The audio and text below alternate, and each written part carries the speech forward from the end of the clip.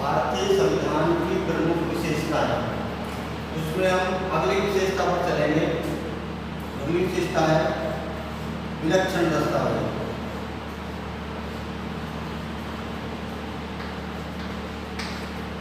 विलक्षण दस्तावेज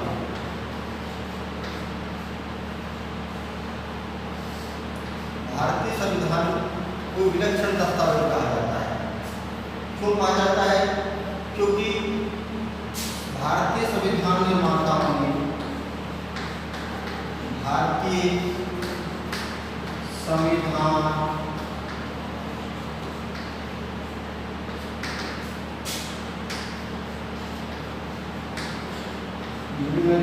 निर्माताओं ने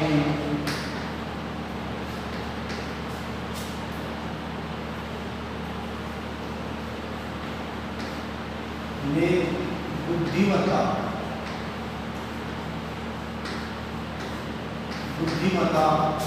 व दूरदर्शिता का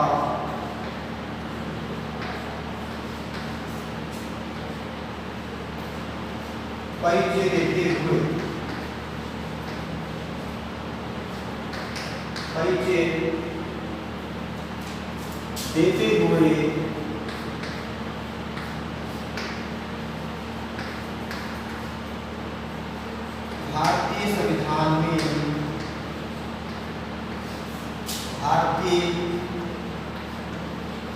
संविधान में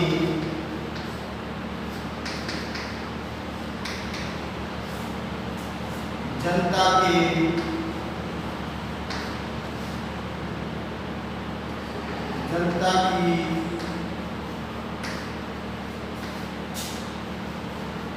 मूलभूत आकांक्षाओं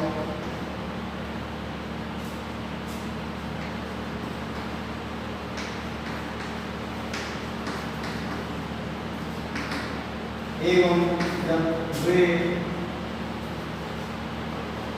मूल्यों को स्थान दिया।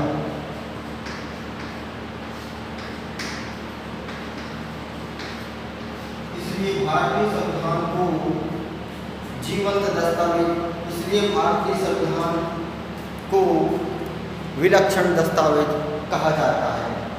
इसलिए भारतीय संविधान को विलक्षण दस्तावेज कहा जाता है। और प्रतिमान के रूप में, बड़ा महत्वपूर्ण प्रश्न है, प्रतिमान के रूप में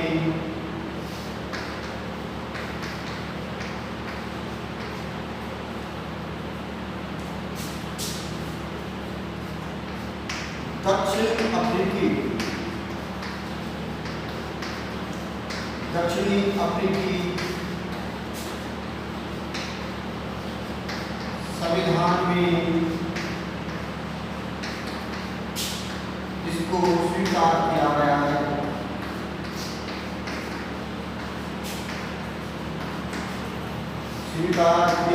है।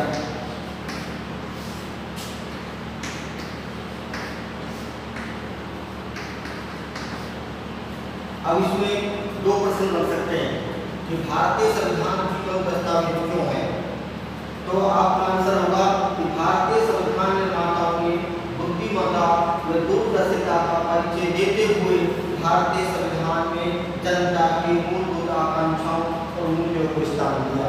इसलिए भारतीय संविधान एक विलक्षण दस्तावेज है। साथ ही साथ एक दूसरा प्रश्न बनता है कि किस देश के संविधान में भारतीय संविधान को प्रतिमान के रूप में स्वीकार किया गया है। तो जब दक्षिण अफ्रीका का संविधान बना, जब दक्षिण अफ्रीका का संविधान बन रहा था, तो उस समय भारतीय संविधान को प्रतिमान के रूप में स्वीकार किया गया। यानी दक्षिण अफ्रीका के संविधान में भारतीय संविधान को प्रतिमान के रूप में स्वीकार किया गया। इम्पोर्टेंट बात है। अगली जो इम्पोर्टेंट विशेषता है, वो इम्पोर्टेंट विशेषता है कि भारतीय संविधान एकात्मक, भारतीय संविधान एकात्मक और संघात्मक तत्वों का मिश्रण है। एकात्मक वे संघात्मक तत्वों का सम्मिश्रण है। सम्मिश्रण कह सकते हो, मिश्रण कह सकते हो, सम्मिश्रण है। भारतीय संविधान एकात्मक और संघात्मक तत्वों का सम्मिश्रण है। अब इसको समझने से पहले हमें समझना पड़ेगा कि एकात्मक और संघात्मक शासन व्यवस्था कौन सी होती है। तो मैंने आपको जूनियर में बताया था और आप उन्हें बता रहे हैं कि केंद्र को राज्यों के पारस्परिक संबंध क्या रहा है। केंद्र वे राज्यों के पारस्परिक संबंध क्या रहा है। पारस्परिक संबंधों के आधार पर शासन या सरकार दो प्रकार की होती है, एकात्मक और संघात्मक। एकात्मक और संघात्मक।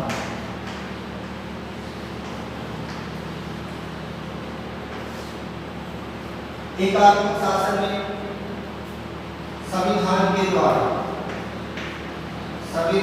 द्वारा जो संपूर्ण शक्ति शासन की किसको सौंपी जाती है? केंद्र सरकार। किसको सौंपी जाती है?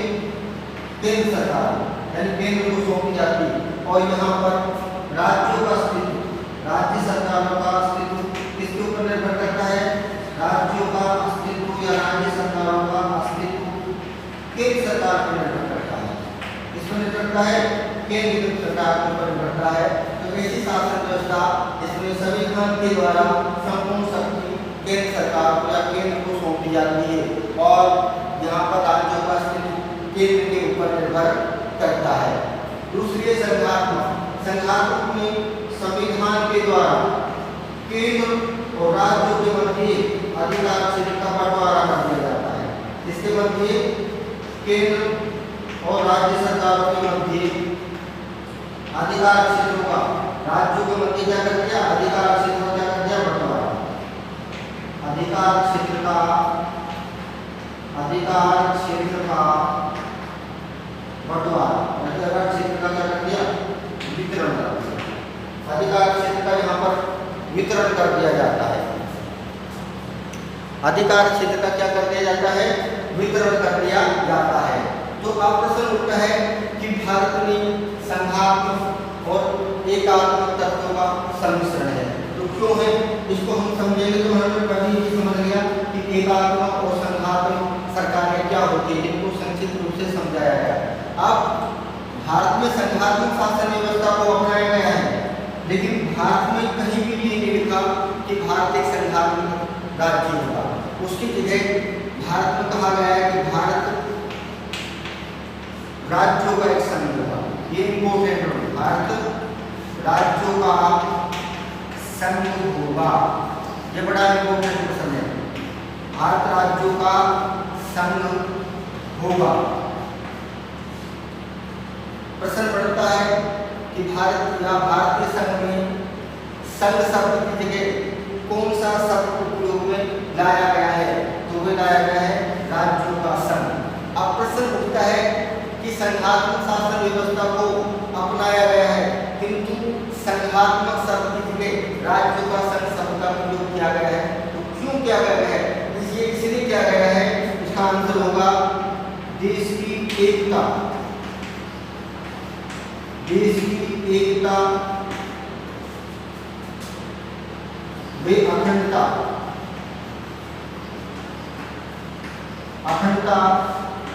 तथा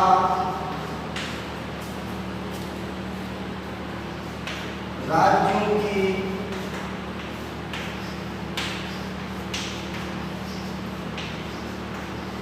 स्वायत्तता यानी आत्मनिर्भरता, राज्यों की स्वायत्तता को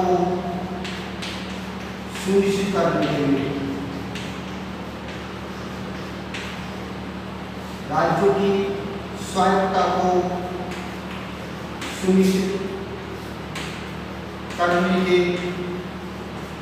लिए भारत में राज्यों का संघ शब्द का उपयोग किया गया है। अब इसी में आगे देखेंगे कि भारतीय संघ एकात्मक और संघात्मक तत्वों का मिश्रण क्यों है। अभी तक तो हमने इसी बिंदु पर हम चल रहे हैं, तो इस बिंदु में हम आगे देखेंगे कि भारतीय संविधान एकात्मक और संघात्मक तत्वों का सम्मिश्रण करता है। तो क्यों करता है, इसका आंसर ये होगा कि भारतीय संविधान में कुछ विशेषताएं संघात्मक शासन की और कुछ विशेषताएं एकात्मक शासन की हैं। या आप ऐसा कह सकते हो कि सामान्य काल में भारत में संघीय शासन व्यवस्था कार्य करती है, किंतु आपातकाल में जो संघात्मक शासन व्यवस्था है वह ऑटोमेटिक यानी अपने आप ही एकात्मक शासन व्यवस्था में परिवर्तित हो जाती है। उसके लिए अलग से कोई संविधान संशोधन करने की आवश्यकता नहीं पड़ती। तो बिंदु चल रहा था एकात्मक और संघात्मक तत्वों का मिश्रण। एकात्मक में संघात्मक तत्वों का मिश्रण, इसमें हम कुछ बात बता चुके हैं आपको कि भारत में संघात्मक या संघ की जगह राज्यों का संघ उपयोग में लिया गया है। और क्यों लिया गया है ये भी आपको बताया कि देश की एकता और अखंडता तथा राज्यों की स्वायत्तता को सुनिश्चित करने के लिए। ये तो दो बात हो गई, एक नंबर के प्रश्न से बढ़ सकते हैं। अब ये प्रश्न 2018 में माध्यमिक शिक्षा बोर्ड की परीक्षा में आ चुका है। 2018 में ये प्रश्न 4 नंबर का आ चुका है कि भारतीय संविधान एकात्मक और संघात्मक तत्वों का मिश्रण है। क्यों, या जिसको मिश्रण के जगह अद्भुत संयोग भी ऐसा भी लिख सकते हैं, अद्भुत संयोग ऐसा भी इसको लिख सकते हैं। क्या लिख सकते हैं, अद्भुत संयोग, अद्भुत संयोग है, ऐसा भी शब्द उपयोग में ले सकते हो। तो इसमें लिखेंगे क्यों है, क्योंकि भारतीय संविधान में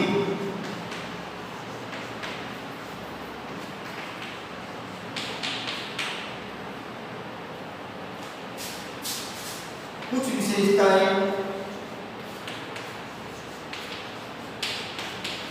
विशेषताएं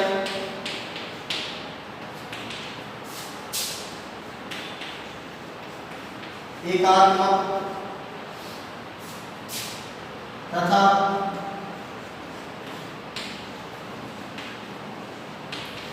कुछ विशेषताएं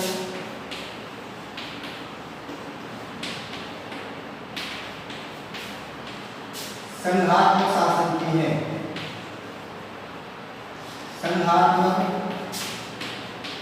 शासन की है।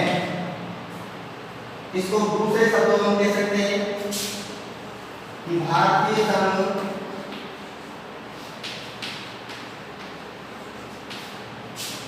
सामान्य काल में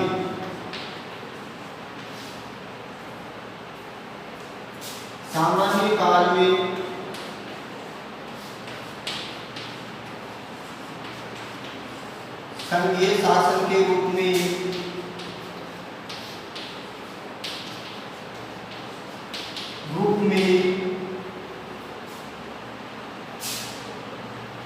कार्य करता है।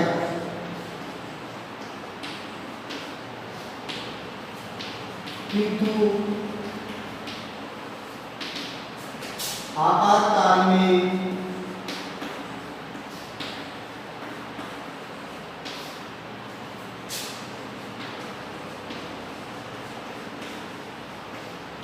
स्वचालित रूप से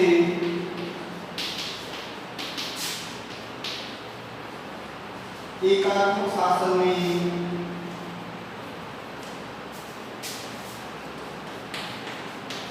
एकात्मक शासन में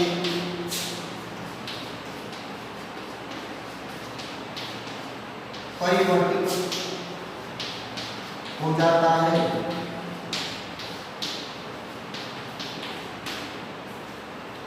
कुल मिला के जब संघात्मक शासन के रूप में काम करेगा तो केंद्र और राज्य का अधिकार क्षेत्र बटा हुआ होता है और दोनों सरकारें अपने अपने अधिकार क्षेत्र में स्वतंत्र रूप से कार्य करती हैं, किंतु आपातकाल के समय राज्यों की शक्तियां सीमित कर जाती है और संपूर्ण शक्ति केंद्र के हाथ में आ जाती है, अर्थात केंद्र शक्तिशाली हो जाता है।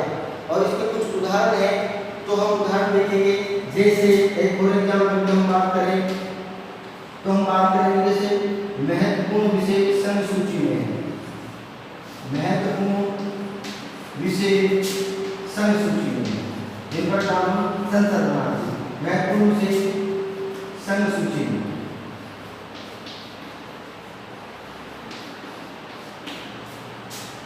समवर्ती सूची, समवर्ती सूची में संसद के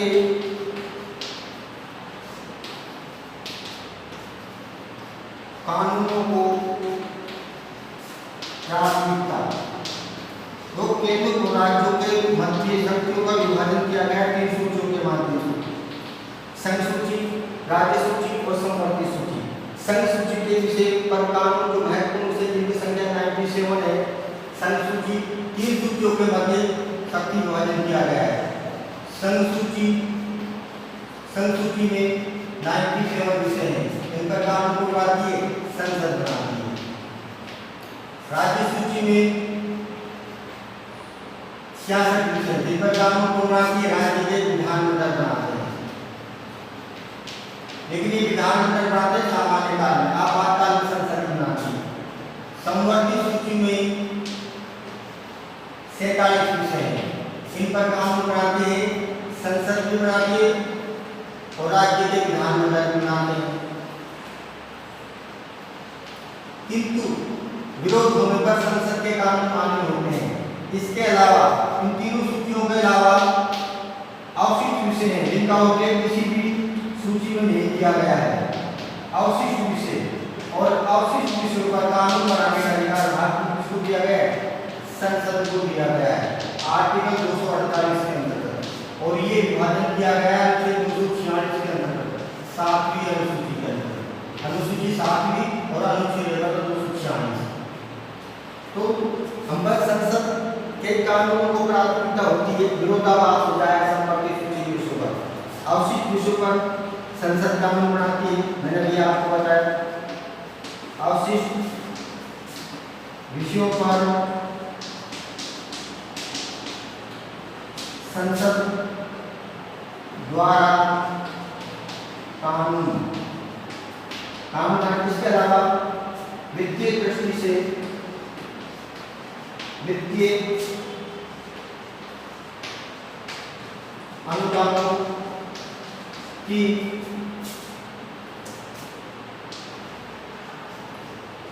दृष्टि से राज्यों की केंद्र पर निर्भरता, आपातकाल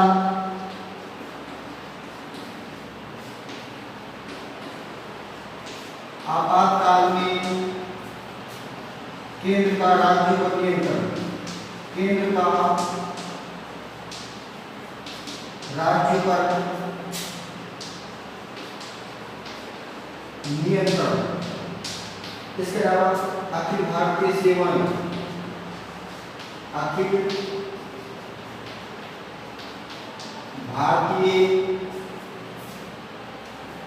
सेवाएं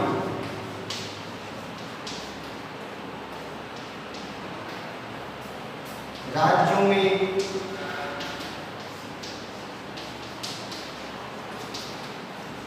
केंद्र के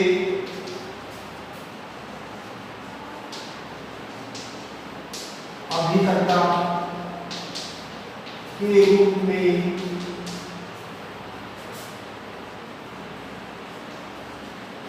राष्ट्रपति द्वारा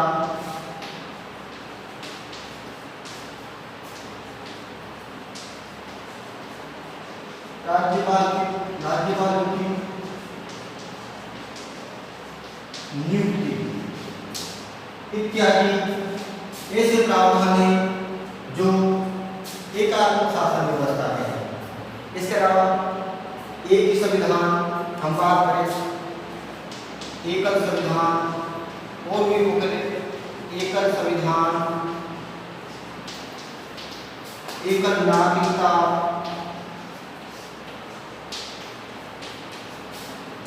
एकल नागरिकता और बहुत सारे प्रावधान हैं जो भारतीय संविधान में एकात्मक शासन व्यवस्था के हैं। तो आपसे पूछ लिया जाए कि भारतीय संघ में एकात्मक शासन व्यवस्था के कौन कौन से लक्षण हैं, तो उसका आंसर भी आप दे सकते हो। जो मैंने आपको अभी तक बताया कि महत्वपूर्ण विषय संघ सूची में होती है जिन पर संसद कानून बनाती है, समवर्ती सूची में संसद के कानूनों को प्राथमिकता होती है जो संसद बनाती है, आवश्यक विषयों पर संसद कानून बनाती है, वित्तीय अनुदान की दृष्टि से राज्य केंद्र के ऊपर निर्भर होते हैं, आपातकाल में केंद्र का राज्य पर नियंत्रण होता है, आपातकाल अनुच्छेद 352, 356 और 360 के अंतर्गत इसको आपको समझाया जाएगा। अखिल भारतीय सेवाएं केंद्रीय स्तर की सेवाएं जो राज्यों में कार्य करते हैं और उनको वेतन भत्ते भी राज्य प्रदान करते हैं। इसके अलावा पूरे देश का एक ही संविधान है, पूरे देश की एकल नागरिकता है, राज्यों की कोई अलग से नागरिकता नहीं है। तो ये सारे प्रावधान एकात्मक शासन व्यवस्था के हैं। इसके अलावा अब हम बोलेंगे कि संघीय शासन के कौन कौन से लक्षण हैं, तो वो भी देख लेते हैं साथ साथ। उसके बाद आपको पता लग जाएगा कि भारतीय संविधान में कुछ विशेषताएं एकात्मक शासन की हैं और कुछ विशेषताएं संघात्मक शासन की हैं। तो हमने संघात्मक शासन की कौन कौन सी विशेषताएं हैं उनको पढ़ लिया और अब हम पढ़ेंगे कि कौन कौन सी हमने थोड़ी एकात्मक शासन व्यवस्था के कौन कौन से लक्षण हैं उनको पढ़ लिया। और अब हम पढ़ेंगे कि एकात्मक शासन के कौन कौन से लक्षण हैं। एकात्मक के हमने पढ़ लिए, अब हम पढ़ेंगे संघात्मक के कौन कौन से लक्षण हैं। तो संघात्मक हमने एकात्मक के पढ़ लिए, अब हम पढ़ेंगे संघात्मक के। संघात्मक शासन के कौन कौन से लक्षण हैं भारतीय संविधान में, हम करेंगे कि लिखित और निर्मित संविधान, लिखित एवं निर्मित संविधान। निर्मित संविधान है भारत का, जिसके माध्यम से केंद्र और राज्यों के मध्य शक्तियों का विभाजन कर दिया जाए। केंद्र में राज्यों के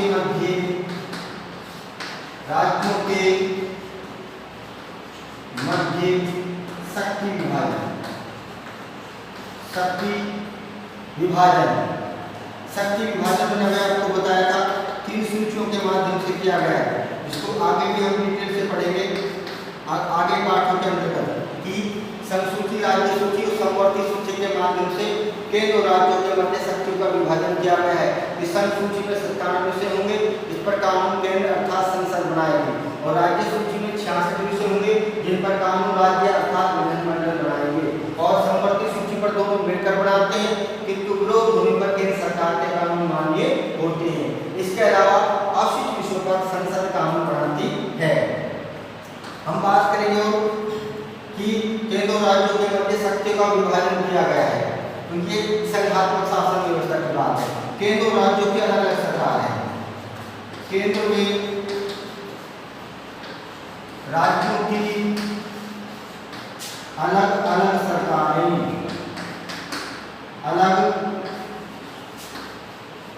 अलग सरकारें, स्वतंत्र एवं निष्पक्ष न्यायपालिका। केंद्र और राज्यों के मध्य विवाद हो जाए अधिकार क्षेत्र को लेकर, उस अधिकार क्षेत्र को लेकर विवाद को कौन सुलझाएगी? स्वतंत्र हुए निष्पक्ष न्यायपालिका, स्वतंत्र हुए निष्पक्ष न्यायपालिका। इसके अलावा केंद्र और राज्यों के अलग कर्मचारी, केंद्र वे राज्यों के पृथक पृथक कर्मचारी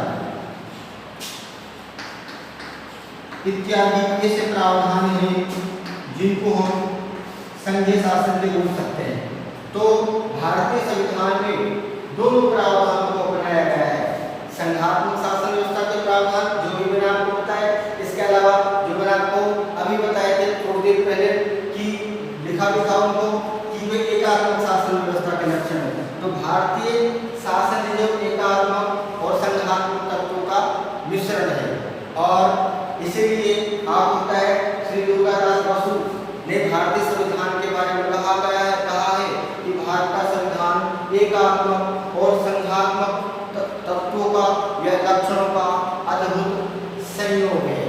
इसको हम ऐसा भी समझ सकते हैं कि कॉमन अर्थ में कि जब सामान्य काल होता है, जब कोई संकट नहीं होता देश के ऊपर, तो केंद्र और राज्य सरकारें अपने अपने अधिकार क्षेत्र के हिसाब से कार्य करती है, उनको लागू करती है, न्याय प्रदान करती है। और उसी यदि आपातकाल हो जाता है तो केंद्र सरकार प्रमुखता की ओर आ जाती है और राज्य सरकारों के ऊपर नियंत्रण लगाना प्रारंभ कर देती है। यानी आपातकाल में ऑटोमेटिक स्वाभाविक रूप से हमारी जो केंद्र सरकार है मजबूत हो जाती है। तो ये भारतीय संविधान की महत्वपूर्ण विशेषताओं में से है और इसके बारे में 2018 में प्रश्न पत्र में प्रश्न पूछ लिया गया है कि भारतीय संविधान संघात्मक और एकात्मक तत्वों का मिश्रण है, क्यों? तो इसके बारे में हमने पढ़ लिया। हम अगली विशेषता की ओर चलेंगे। अगली विशेषता में बड़ी इम्पोर्टेंट है और वो विशेषता है स्वतंत्र और निष्पक्ष न्यायपालिका। सबसे पहले हम देखेंगे कि स्वतंत्र और निष्पक्ष न्यायपालिका किसे कहते हैं। स्वतंत्र और निष्पक्ष न्यायपालिका, स्वतंत्र एवं निष्पक्ष न्यायपालिका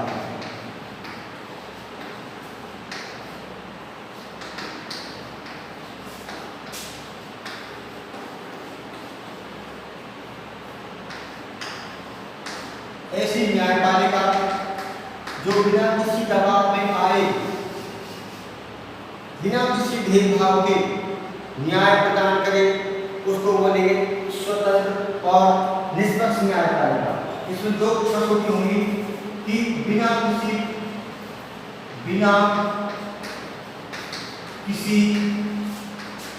भेदभाव ना करें और दूसरा बिना किसी दबाव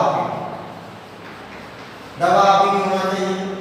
तो इन दोनों को यानी बिना किसी भेदभाव के और बिना किसी दबाव के न्याय प्रदान करें, उसको बोलेंगे स्वतंत्र और निष्पक्ष न्यायपालिका। तो प्रश्न अगला होता है कि भारत में स्वतंत्र निष्पक्ष न्यायपालिका की आवश्यकता क्यों है, क्यों जरूरी है? तो हम बात करेंगे प्रजातंत्र की रक्षा करने के लिए। प्रजातंत्र की रक्षा, मौलिक अधिकारों की रक्षा,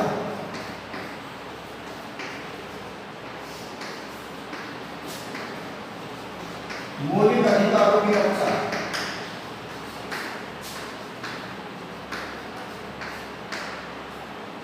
संविधान की सर्वोच्चता की रक्षा, संविधान की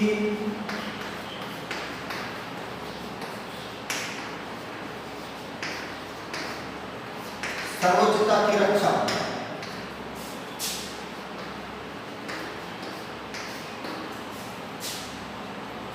विधि की शासन की स्थापना, विधि के शासन की स्थापना तथा संघ के ढांचे की रक्षा हेतु, संघ के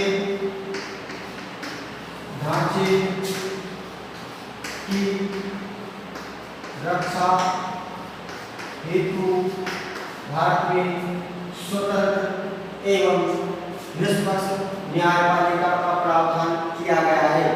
ये प्रश्न आपसे पूछा जा सकता है कि भारत में स्वतंत्र एवं निष्पक्ष न्यायपालिका का प्रावधान क्यों किया गया है।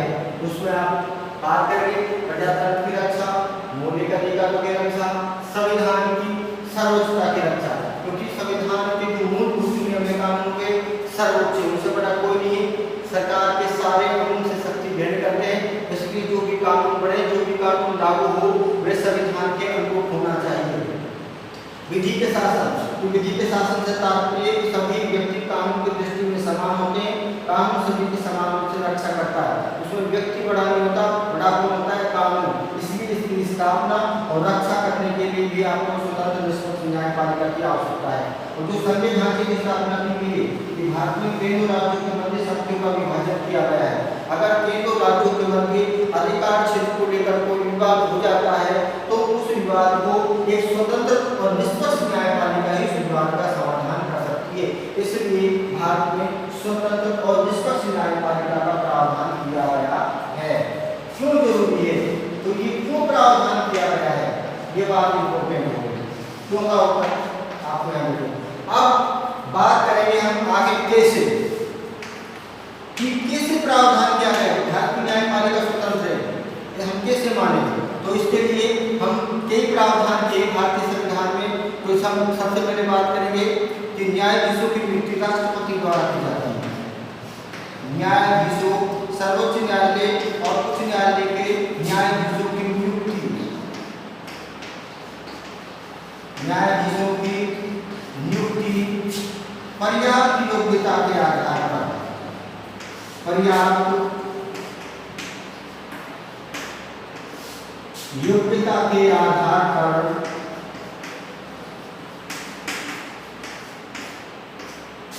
राष्ट्रपति द्वारा की जाती है। राष्ट्रपति द्वारा की जाती है।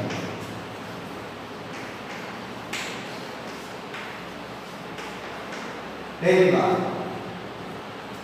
इसमें कैसे प्रावधान किया गया है उसमें हमने पहली बात समझी। इसको बिंदु बना सकते हो, यहाँ पे हम बिंदु बना सकते थे कि क्यों, जैसे पहला बिंदु बन गया, इसको हम दूसरा बिंदु बना सकते हैं, इसको हम तीसरा बिंदु बना सकते हैं, इसको हम चौथा बिंदु बना सकते हैं, पांचवा बिंदु बना सकते हैं। इस प्रकार से बिंदु बनाया तो ये पहला बिंदु बना दिया। तो क्यों जरूरी है, अब कैसे प्रावधान किया गया, तो पहला मैंने आपको बता दिया। दूसरा इसमें प्रावधान आएगा कि न्यायाधीशों का कार्यकाल सुरक्षित है। न्यायाधीशों का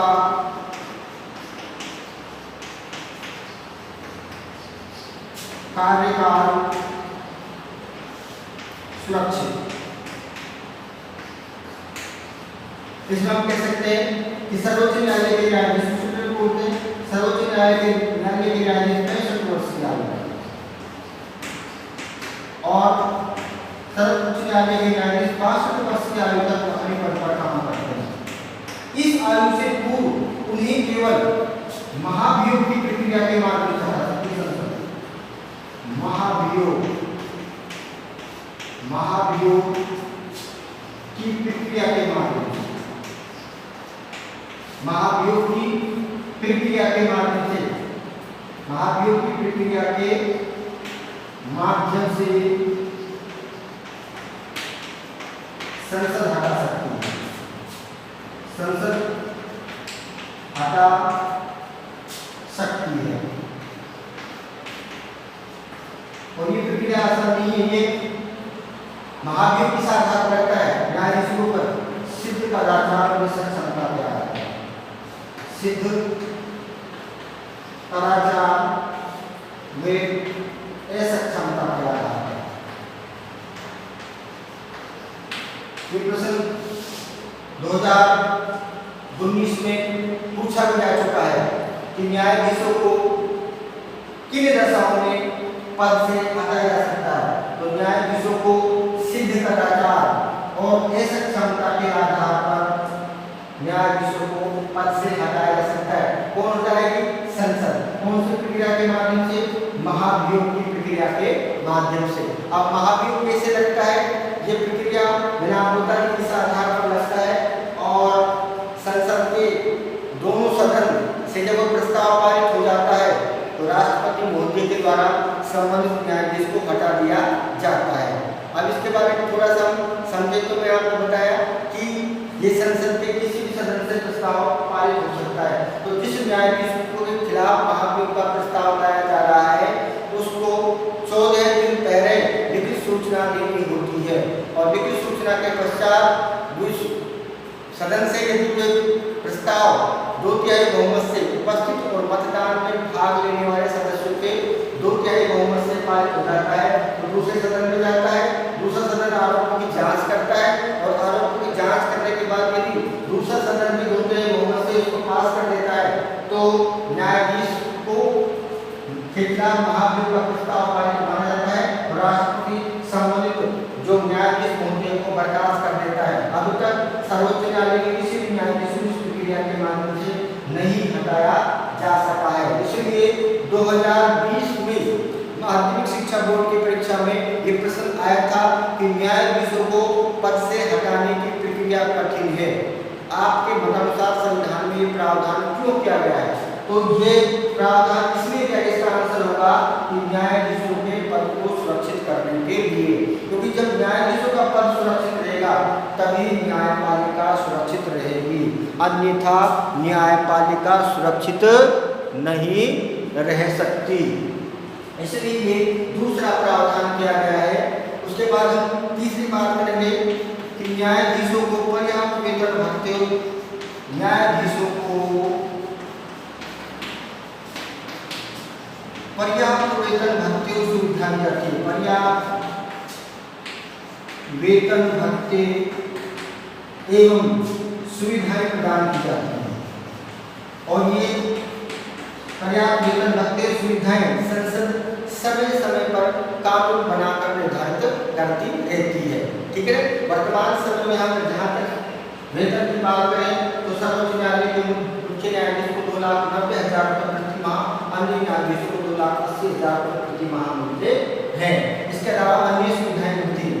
ये बात ध्यान रखनी पड़ेगी कि केवल वित्तीय आपातकाल अनुच्छेद 360 लागू हो तभी इनके वेतन भत्तों में कटौती हो सकती है, अन्यथा नहीं हो सकती। वित्तीय आपातकाल के दौरान आगे हम पाठ में इसी बात करते हैं तो हम पढ़ेंगे कि भारतीय संविधान के भाग 18 में राष्ट्रपति को 3 प्रकार के आपातकाल का अधिकार है। अनुच्छेद 352 के अंतर्गत राष्ट्रीय आपातकाल की बात करेंगे, अनुच्छेद 356 के अंतर्गत राष्ट्रपति शासन जो राज्यों में लगता है और अनुच्छेद 360 वित्तीय आपातकाल। तो वित्तीय आपातकाल अगर देश में लागू होता है तो राष्ट्रपति महोदय के द्वारा न्यायाधीशों के वेतन भत्तों में कटौती की जा सकती है, अन्यथा इनके वेतन भत्तों में कोई कटौती नहीं की जा सकती है। इसलिए हम कह सकते हैं कि भारतीय न्यायपालिका स्वतंत्र है। चौथी हम बात करेंगे अवकाश के यानी सेवानिवृत्ति के बाद, यानी अवकाश के बाद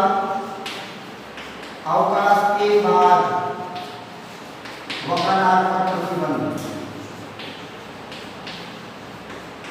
वकालत पर प्रतिबंध सर्वोच्च न्यायालय का कोई भी न्यायाधीश रिटायरमेंट के बाद भारत के किसी भी न्यायालय में वकालत नहीं कर सकता, सर्वोच्च न्यायालय का मुख्य न्यायाधीश।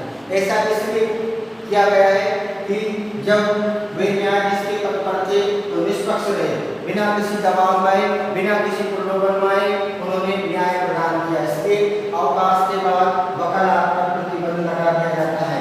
यद्यपि उच्च न्यायालय के न्यायाधीश सर्वोच्च न्यायपालिका में वकालत कर सकते हैं अवकाश प्राप्ति के बाद, लेकिन एक बात और है कि उच्च न्यायालय के न्यायाधीश उन उच्च न्यायालयों में भी वकालत नहीं कर सकता जिनमें भी न्यायाधीश रहा है। बाकी के उच्च न्यायालयों में कर सकता है और सर्वोच्च न्यायपालिका में वकालत कर सकता है उच्च न्यायालय का न्यायाधीश, लेकिन सर्वोच्च न्यायालय का न्यायाधीश भारत के किसी भी न्यायालय में वकालत नहीं कर सकता। ये 4 प्रावधान बताती है। इसके अलावा एक महत्वपूर्ण प्रावधान और है, और वो महत्वपूर्ण प्रावधान की बात करेंगे न्यायिक पुनरावलोकन। इसकी बात करेंगे न्यायिक पुनरावलोकन। अभी मैंने आपको बताया था कि संविधान की सर्वोच्चता की रक्षा न्यायपालिका करती है, कानून की व्याख्या करती है, मौलिक अधिकारों की रक्षा करती है। तो प्रश्न ऐसा भी पूछा जा सकता है कि सरकार का कौन सा अंग संविधान की व्याख्या और नागरिकों के मौलिक अधिकारों की रक्षा करता है, तो न्यायपालिका करती है। ठीक है। इसके अलावा जो 5वां प्रावधान होगा वह है न्यायिक पुनरावलोकन। न्यायिक पुनरावलोकन, पुनरावलोकन। न्यायिक पुनरावलोकन क्या है? ये न्यायपालिका की ऐसी शक्ति है, न्यायपालिका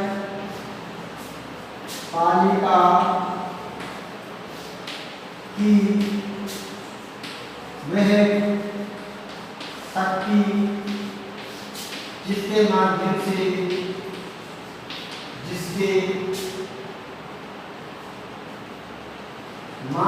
से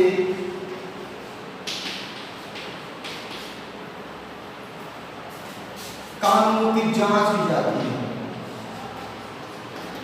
कानून की जांच, और कानून की जांच की जाती है 2 मापदंडों के आधार पर। वो दोनों मापदंड कौन से हैं? एक तो है संविधान की सर्वोच्चता, संविधान की सर्वोच्चता, और दूसरा मापदंड है मौलिक अधिकार। मौलिक अधिकार। यदि कोई कानून किसी कानून को न्यायपालिका में चुनौती दी गई और न्यायपालिका ने माना कि संसद के द्वारा बनाया गया कानून संविधान के अनुरूप नहीं है या नागरिकों के मौलिक अधिकारों का उल्लंघन करता है, तो न्यायपालिका उन कानूनों को निरस्त कर देती है। क्या कर देती है? निरस्त कर देती है, अवैध ठहरा देती है। उसको बोलते हैं न्यायिक पुनरावलोकन की शक्ति।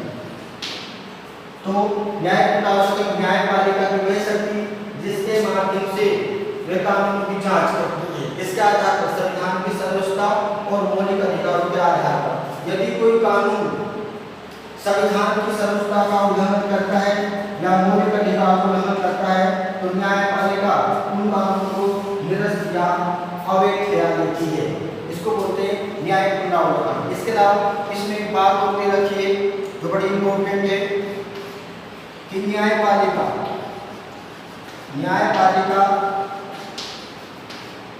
इसमें सर्वोच्च न्यायपालिका की बात करेंगे और उच्च न्यायालय की बात करेंगे। न्यायपालिका सर्वोच्च न्यायालय अनुच्छेद 32 और उच्च न्यायालय अनुच्छेद 226 के अंतर्गत मौलिक अधिकारों की रक्षा हेतु 5 प्रकार के नीति जारी करती है। कितने प्रकार के नीति जारी करती है? 5 प्रकार के। जो 5 प्रकार के नीति हैं: बंदी प्रत्यक्षीकरण, बंदी प्रत्यक्षीकरण, ये मौलिक अधिकारों की रक्षा हेतु है। बंदी प्रत्यक्षीकरण। दूसरा है परमादेश। तीसरा है प्रतिषेध। चौथा है उत्प्रेषण और 5वां है अधिकार परीक्षा। अधिकार रक्षा। तो अधिकार रक्षा यानी न्यायपालिका मौलिक अधिकारों की रक्षा हेतु यानी सर्वोच्च न्यायपालिका अनुच्छेद 32 के अंतर्गत और उच्च न्यायालय अनुच्छेद 226 के अंतर्गत मौलिक अधिकारों की रक्षा हेतु 5 प्रकार के नीति जारी करती है, जिससे मौलिक अधिकारों की रक्षा होती है। तो इनके माध्यम से न्यायपालिका की स्वतंत्रता सुनिश्चित की गई है।